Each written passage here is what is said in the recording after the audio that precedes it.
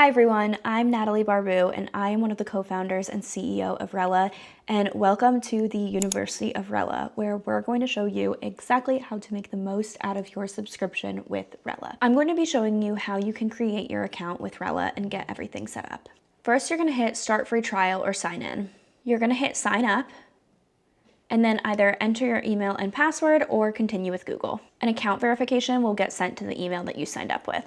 Once you confirm your email, you'll be prompted to create your account. Add your first social space, so this could be a client or your personal account. And over here, you can invite any member of your team.